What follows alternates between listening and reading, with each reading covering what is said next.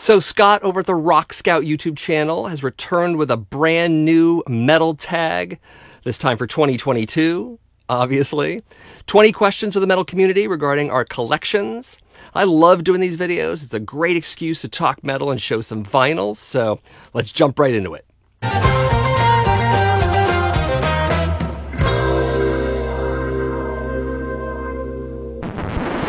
So question one is your favorite reissue of 2021. There have been quite a few out there.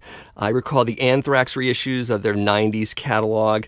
Those are pretty lackluster. There weren't many extras. The resolution of the artwork was kind of questionable. But for me, my favorite reissue of the year was definitely Type O Negative, Slow, Deep, and Hard. This is their debut album, originally released in 1991.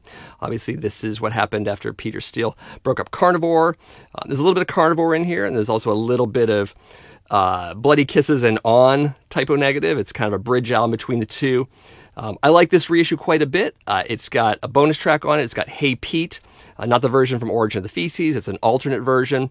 So I like that quite a bit. In fact, I feel like it should have been on this album to begin with because it bookends the album nicely along with Unsuccessfully Coping, topically and otherwise. So I think it's pretty cool that way. Anyways, Type O Negative, Slow, Deep, and Hard. Question two is a band that I discovered either old or new in 2021. It's kind of easy. It's Spirit Adrift. This is their latest release. It's a 3-song EP called Forge Your Future.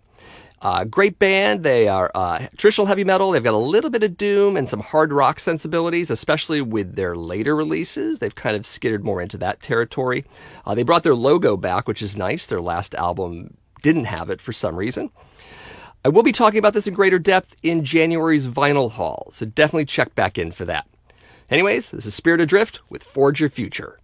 Question three is show an album with an outstanding vocal performance. So I decided to go into the world of Swedish hard rock, namely Crazy Licks. This is their latest album called Street Lethal. Vocalist is Danny Rexon. Great voice on this and previous releases. They have a few music videos out for this album I would recommend listening to and watching. Anthem for America. You get to get a real sense of his voice. Great stuff. Also, like the last album, I will be going more into depth on this record in January's vinyl haul. So once again, check back in for that. Anyways, this is Crazy Licks with Street Lethal. Question four is show a gap filler. Now, for those who don't know what that is, say you have a band discography and you're missing an album in a certain place, and then you buy that record. Congratulations, you filled a gap. I talked about having a certain gap in my collection when I did the Burlington Record Fair video. I remember I got Let There Be Rock from AC/DC, and that completed my studio collection of the Bon Scott era of the band. I also did mention that there was a live album missing. Well, I finally got it. Here it is. If You Want Blood, You Got It. Amazing live album. Some favorites, definitely. The Jack always sticks out to me. Let There Be Rock is pretty amazing. Tons of good stuff on here. So now I do have every single album of the 1970s for this band. Very excited about that. So anyways, this is AC/DC with If You Want Blood, You Got It. Question five is show a cheap pickup from 2021. That one's pretty easy because I hit this amazing sale late in 2021 on Hell's Headbangers. Great distro. You should probably be buying lots of records from them. Bought 4 records from them on the sale. The sale was $8.88 on vinyl, select vinyl, and $3.33 on CDs. Amazing sale. Found out about it through Lazarus here on YouTube. He bought 3 giant boxes of stuff and showed it all off. And I was like, God, I got to jump on this sale. So by the time I got there, a lot of records were sold out, but I did pick up 4, one of which is this album from Altar of Oblivion. It is the Seven Spirits. This is Danish heavy metal, traditional heavy metal with some doom elements. The hype sticker said for fans of Candlemass and Merciful Fate, and I'm like, that's me.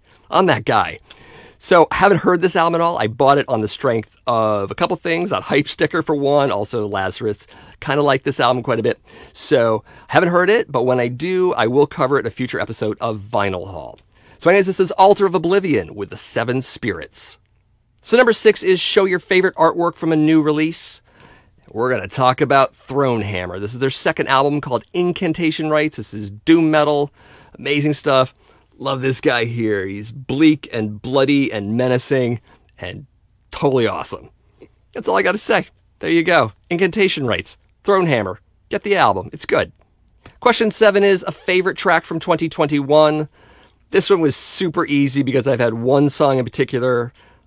Love this song to death. It is from the latest Flotsam and Jetsam album. The album is Blood in the Water. I've probably mentioned this track twice now. Let's mention it 3 times. It is the album closer. It is 7 Seconds Till the End of the World. Super catchy chorus. I keep singing it over and over again. I love this song. It's a great album closer as well. Fantastic stuff. Anyways, Flotsam and Jetsam, Blood in the Water, and the song, of course, 7 Seconds Till the End of the World. Great stuff. Question 8 is a song that became an earworm. And interestingly enough, my choice isn't new by any stretch. In fact, it goes back to 1984. It comes off of a used record I got locally very recently. It is the Rail EP I'm talking about specifically. This is their second release, came out in 1984. It followed a full-length LP back in 1980 called Arrival. Rail was a hard rock band. They actually came to prominence because they won a contest on MTV back in 1983 called, the show is called Basement Tapes. And I remember actually seeing that, and that's how I discovered Rail and how a lot of other people did. They did 2 more albums after this in the 80s, and they kind of disappeared more or less. But the EP is pretty cool. It's got 4 songs on it. You can tell how cool they look on the picture here. The song is the opener. It's called 1, 2, 3, 4 Rock and Roll. And holy crap, that chorus is catchy. Thematically, it kind of reminds me of Helix with their song Rock You. Kind of has that same vibe, except I think this song's a little more anthemic. The Helix song is more groove-oriented till it gets to the chorus, but this one's a little more punchier, a little more anthemic. Really dig this one a lot. I will be talking about this one later in the year in a special I'm going to be doing. I can't talk about that right now, but it'll definitely be gone into in more depth then. So anyways, this is the Rail EP from 1984. Number 9 is 2 albums destined to be culled from your collection. Albums you're just going to get rid of because you can't stand them or whatever other reason you've got. The 2 albums I have are pretty easy to talk about because they came to me as promo copies. I didn't pay for them and all of that. So it's easy to get rid of them. The first is Extreme Noise Terror with Phonophobia. Not an Extreme Noise Terror fan. I like Napalm Death a lot more if we're going to talk about Mick Harris. He's the common link between the 2. Not really excited about this album at all, so it's going. Also Disgust with a World of No Beauty. Also not up my alley or my street if you're British. So I don't care about these 2 albums. They're going to go. It's plain and simple. So number 10 is a band that you have gotten off. Basically what Scott's saying is a band you listen to a bit and then you kind of got to get tired of them and you stop listening to them. Maybe you'll get back to them, maybe you won't. I got to say it, and I kind of hate to say it because I like this band more or less, but it's Burning Witches. The latest stuff isn't grabbing me as much as stuff like Hexenhammer, and also the first album, which I've streamed but I haven't picked up yet. I like the earlier stuff a little bit better. Sonya's playing guitar. She's great. She's now in Crypta, of course. And the old singer I like a little bit more. I don't hate the new Burning Witches, but I'm getting a little tired of them. And it kind of sucks because I do like them. So I'm hoping maybe with future releases, maybe they'll get back to a little bit of what made these albums pretty cool. I don't know if they will. I don't know, whatever. And maybe it's just a phase. Maybe I'll go back to the records over time, the newer records, and say, oh, this isn't so bad. Oh, no, I like this. But I don't know. For now, I'm taking a little bit of a hiatus from this band. Anyways, Burning Witches. They're the band. Number 11 is a 90s album recommendation. Of course, we know the 1990s wasn't the biggest decade for metal. I mean, it follows a great era of traditional heavy metal in the 80s and some of the death metal of the early 90s. And then later on, other things happened. But the 90s is sometimes a dead zone for a lot of folks. Sometimes a lot of older folks who kind of bailed out on metal then.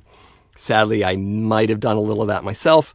But there are albums in this decade worth talking about, even if they're from the earlier 90s. I'm going to talk about Merciful Fate. This is In the Shadows. This is their 3rd studio album. It is a comeback album for them because, of course, they hadn't put anything out since, 1984, thereabouts. So, of course, you got the classic lineup, minus the drummer, of course. Kim Ruz is in here instead of Snowy Shaw. But you got Timmy Hansen, you got Michael Denner, you got Hank Sherman, you got King Diamond.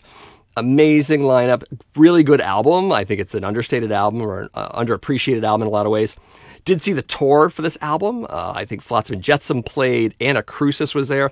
I can't remember if Cathedral was there because I always confuse Cathedral either being there or touring with Napalm Death, Carcass, and Brutal Truth because I saw that show kind of near this one. But anyways, someone can look it up and tell me in the comments. because my memory sucks. Anyways, great album. It's more horror themed than occult themed, which is more along the lines of King Diamond, interestingly enough, but a really cool album. Anyways, this is In the Shadows from Merciful Fate. Number 12 is Show a 7-inch single or name a single that sold an album to you. Well, we're going to go back quite a ways, not to when this single first came out, but definitely when I discovered it.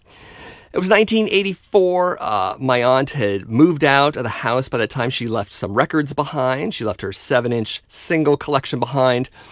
At this time, I was just starting to get into Kiss. And early on, I think I had 3 albums this time. But I did find a Kiss single, and I found a pretty impressive Kiss single in the collection. It is this one. This is Rock and Roll All Night. It is the studio on one side and the live version on the other side. And it was that live version that actually sold me on Alive, their first live album. It was also my very first live album. It was the first one I ever bought. Kiss Alive. Great stuff. Really cool to have this. This is an original single. It's still got the Bogart Blue label on it. It doesn't have a Filmworks reissue or anything else on it. So really cool to have this in my collection. And yeah, I love this single. It's awesome. Anyways, Kiss, Rock and Roll All Night, live and studio, but mostly live from Alive. Number 13 is Name an Epic Song of 8 minutes or more. I guess I could have picked any song from Iron Maiden to the last so many years if I wanted to. There are lots of other bands that do epic length songs. Rather, I wanted to pick this band. This is Starlight Ritual with their album Sealed in Starlight. The song is on the end of side 1. It is the title track, Sealed in Starlight. It's 8 minutes and 23 seconds long. It is epic in style. It is epic in length as well, obviously. It has slow parts, it has mid-pace parts, it has a great up-tempo finale to make it really dramatic and awesome. So you should definitely check this out. Starlight Ritual, Sealed in Starlight. Number 14 is Give a Quick Opinion on Record Store Day. I'll be honest, Record Store Day is not what it used to be. I've been a little soured on it in recent times. I feel like there's less and less metal being released. That kind of bugs me a little bit. Also, it's this concentration on picture discs and straight reissues and singles, again, oftentimes reissued without anything else going on in them. Just not that interesting. Also, the prices are hiking, but we know some of that is supply chain issues, as well as the labels probably getting a little greedy. Who knows? But yeah, I still do Record Store Day. I still find 1 or 2 or 3 things I want, where it used to be like 6 or 7 or 8 records. So yeah, hopefully things pick up with it. Maybe they'll put some better records out. Who knows? I'm sure these labels have plenty in their vaults that they could put out, but they just don't. So, yeah. So I'm kind of on the fence about it right now. Maybe I'd be more excited about it. Again, better releases. That's it, though. Record Store Day. There you go. Number 15 is what part of your music setup would you change? Scott's talking about hardware and specifics. I have a Fluence RT85 for my turntable. I have some Klipsch speakers. They're powered speakers hooked to it. I would like to maybe get a receiver sooner or later. I'd like to also hook up maybe a cassette player and maybe a CD player to it. I don't play those formats as often as I play vinyl, but I'd like to have the option. So maybe I'll do that. Maybe I'll make that a thing I do this year or next year. We'll see. I always have to budget my money a little bit in terms of that versus buying crap tons of vinyl. So, you know how it goes. Anyways, yeah, a receiver. Why not? Number 16 is biggest musical disappointment in 2021. Scott left this one kind of open. We could talk about albums. We could talk about deaths of rock stars we dig. We could talk about virtually anything. So I'm going to talk about the supply chain issues affecting the vinyl community, specifically vinyl. There's some albums out there that have been pushed to like 6 months, 7 months, 8 months out now. Albums that were supposed to be out in January or coming out this summer. Maybe they'll get pushed some more. That's irritating me quite a bit. These supply chain issues, of course, why I still haven't gotten the Abominhoggle EP from Sodom, and my copy of the new Exodus album hasn't arrived yet either. Meanwhile, the stores are flooded with them. I don't understand that. So, a little bit of a gripe on that one. I just wish everything would just come back to normal, like we all do. So anyways, yeah, the vinyl problem. Supply chain issues. All of that. Terrible. Number 17 is name an album that you're looking forward to and expecting in 2022. That was pretty easy. I'm really excited about the new Destruction album that's coming out. It's going to be called Diabolical. It's coming out in April. The title track is a music video. It's been released just recently, relatively recently. It's on YouTube. Please check it out. Great stuff. The new Destruction album. Really want it. Number 18 is who would you like to see release a solo album? And Scott didn't say I had to pick a vocalist. I think a lot of people are going to pick singers because singers are the front men and front women of the bands. I'm going to pick a guitar player. In fact, I'm going to pick a guitar player that just found out actually has a signature guitar release from Jackson. I didn't know he was this big, but maybe I'm just not in the loop. Maybe I just like the guys playing and that's it. We're going to talk about Brandon Ellis. He is a guitar player from the Black Dahlia Murder. He's been on the last couple albums, I think, at least. He's the reason I got into this band. He's an amazing guitar player. I'd love to see a solo album with him, maybe do more traditional metal, but really heavy stuff. Maybe get Andy LaRock to come in and produce. Maybe Andy LaRock can co-write. I think that'd be a great album. I'd love to see it. I'd love to hear it. Anyways, Brandon Ellis with the Black Dahlia Murder. Do a solo project. It'll be good. Number 19 is show a placeholder album that you would rebuy in better condition. I know a lot of us have gotten suckered into bad vinyl. Sometimes we buy on Discogs or eBay or Facebook Marketplace. Sometimes it happens in a used record store. You're just too lazy to check the record and you get home and you're like, what happened? That happened to me once, by the way, admittedly. So I do have an album in my collection. It is the one I want to replace the most because the condition of the vinyl is god-awful. This is Yngwie J. Malmsteen's Rising Force. It is his debut album, neoclassical brilliance from the 1980s. You all know Yngwie. Everyone knows Yngwie. So I bought this on Discogs. I think it was the second record I ever bought on Discogs. It was marked VG+. It is nowhere near VG+. It crackles and pops and skips. It sounds like a record from the 1920s. It's in such bad shape. So I love this album dearly. I really want another copy of it, all of that. So there it is, Yngwie J. Malmsteen's Rising Force. And number 20 is, because of cost or availability, what record have you yet to pick up? Well, first of all, I should say this is a record I owned as a kid back in 1985. People know the story. My family tossed my entire record collection in 1987, and I've been spending the last 35 years trying to reacquire my collection. This is an album I just haven't gotten to, and it's exploded in price. It is a pricey one. To find it in near mint shape, get ready to pay $100+. Do I care? Kind of don't, because I've gotten to this point now where I really want it. It's tabbed in my browser right now, along with my other Discog stuff. Of course, I'm talking about an OG copy of Speak English or Die from SOD, or Stormtroopers of Death. Take your pick. This is a classic album. I love this album. I know there's a reissue out there. I know there's a 2 LP set version with bonus tracks. I may also get that. I don't know. But I really want an OG copy of this album. Again, finally, back in my collection. It's got to happen. And those are my answers to the Metal Tag 2022. I definitely want to thank Scott over at the Rock Scout channel for starting this thread. He did one last year. He did an even better one this year, I feel. You should definitely check out Scott's original video. I'll link it in the description of my video. Also check out his channel and all his videos. Pretty good dude, does a decent channel. You should sub him too. Why not? As for my channel, this is the Accusation Network, where each and every week I do metal vinyl collecting videos. I also do some videos on classic and modern metal in general.